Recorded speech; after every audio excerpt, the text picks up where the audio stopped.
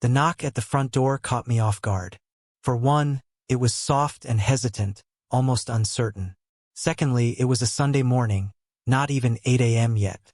And finally, everyone who mattered in my life already had a key to the apartment. It was strange, but maybe it was important. So I opened the door. Stunned, doesn't even begin to cover my reaction to the sight before me. A slender, attractive blonde standing on the porch. "Hi, James," she said. "Maddie." Beautiful, clever, lively Maddie. My ex-wife Maddie. The Maddie I loathed. My pulse quickened, but I fought to stay composed. "Maddie, I never thought I'd see you again." "I know you didn't," she replied. "But we need to talk. A talk we should have had long ago." "How did you even find me?" "I followed you from your mom's place. I remembered you usually visit her Monday nights. It wasn't an easy decision. Knocking on your door." She tried to smile, but it faltered. It was uncharacteristic for Maddie to look this uncertain. Yet beneath the hesitation, she was resolute. "Can I come in?" "What do you want, Maddie?" "Please, James. Just give me 5 minutes. I'll leave after that." I let out an exaggerated sigh, a small gesture that often signaled the limits of my resistance to Maddie's demands. Closing the door, I followed her into the living room. She seemed more agitated than I'd ever seen her, but I wasn't exactly in the mood to rescue her. "So, what is it you want?" Maddie's bright blue eyes flitted around the room. There wasn't much to see. Most of my belongings were still in boxes. The essentials, like the kitchen and bedrooms, had taken priority. She glanced at the couch but, without an invitation, chose to remain standing. Facing me, she said, "Would you offer me tea? Coffee?" "You're not a guest, Maddie. Just say whatever you came to say." "What's this about? James?" "Really?" I chuckled bitterly. "Why would you care? I love you, James. I always have. Is that why you were constantly sleeping with Tom?" Now it was Maddie's turn to sigh. "You know why? He was my first love. My first everything. We have a bond. And you didn't think that was something you should have disclosed before we got married?" I thought I was over him.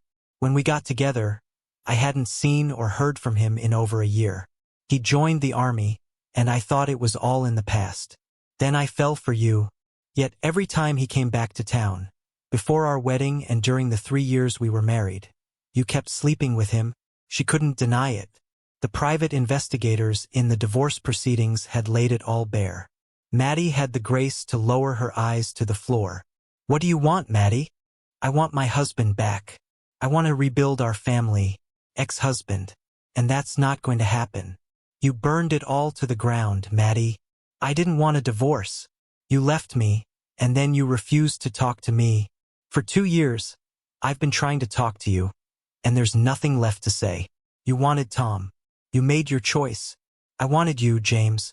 I just wanted him too, now and then. I don't play that game. You don't get to choose between us. So, I chose for you."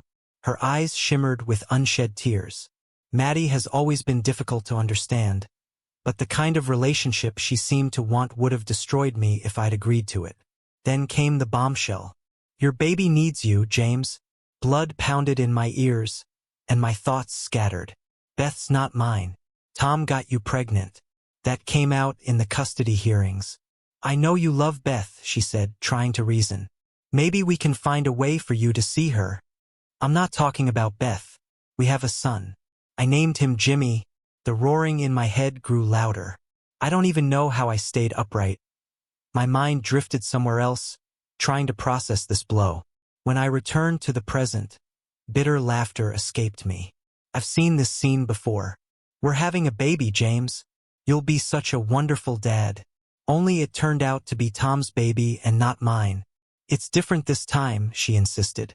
"I didn't know I was pregnant when you served the divorce papers. At first, I thought the missed periods were just stress. By the time I realized I was carrying your child, everything had been signed, and Tom and I were making plans for the future." "So, what part of your future plans led you back here?" "I'm here because I love you." "Yeah? Your treatment of me sure made that clear." Her tears spilled over, streaming down her cheeks. They seemed genuine, but with Maddie you could never be completely sure. Jimmy needs his father, she said, her voice trembling. And Beth misses you so much. I miss you too. Beth hadn't even turned 2 when our marriage ended. She had been apart from me longer than she'd ever been with me. Maddie had known how to reach me at any point since I'd moved out. What's this really about, Maddie? I asked, my tone sharp. She lowered her gaze again, fresh tears trailing down from her long lashes. Tom left a couple of months ago, she admitted. I don't know where he went, but he said he's not coming back. Ever. Why? Maddie hesitated, her lips trembling. He couldn't handle the fact that Jimmy is your son. I couldn't stop the smirk that curled my lips. Well, then it sounds like you made a poor choice. Please, James. I'm begging you, Maddie pleaded. I love you. The kids love you. We're meant to be a family. We belong together. This is serious, Maddie, I said, leaning into the conversation. Who's listed as Jimmy's father on his birth certificate? Her sobs grew louder. Quietly, she whispered, Tom. Then it seems you're looking for your husband in the wrong place, I replied coldly. Please, James, Maddie implored, her voice breaking. I love you. You're the only husband I've ever wanted. The only one I'll ever want. I swear it. Her face twisted in anguish as she cried harder, her breathing ragged. Regret and sorrow poured out of her, and for a brief moment, I felt my heart break for the pain she was experiencing. But no part of me felt my own pain. The tension was broken by the sound of a key turning in the lock of the front door.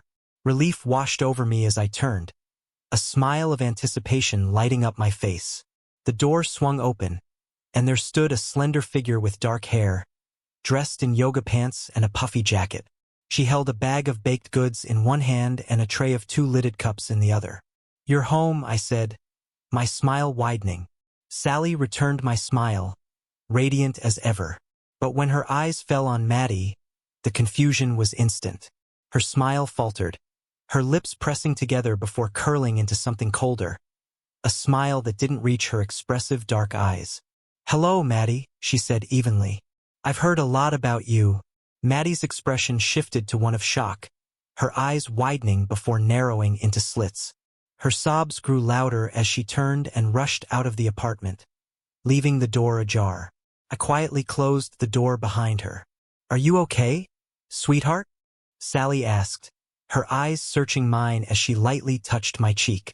Honestly, I admitted, I was afraid this day would come. I knew I'd see her again eventually, but I never imagined it would happen like this. What did she want?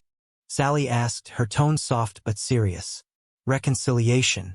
She claims Tom left her and says I'm Jimmy's father, her brows furrowed. Do you think it's true?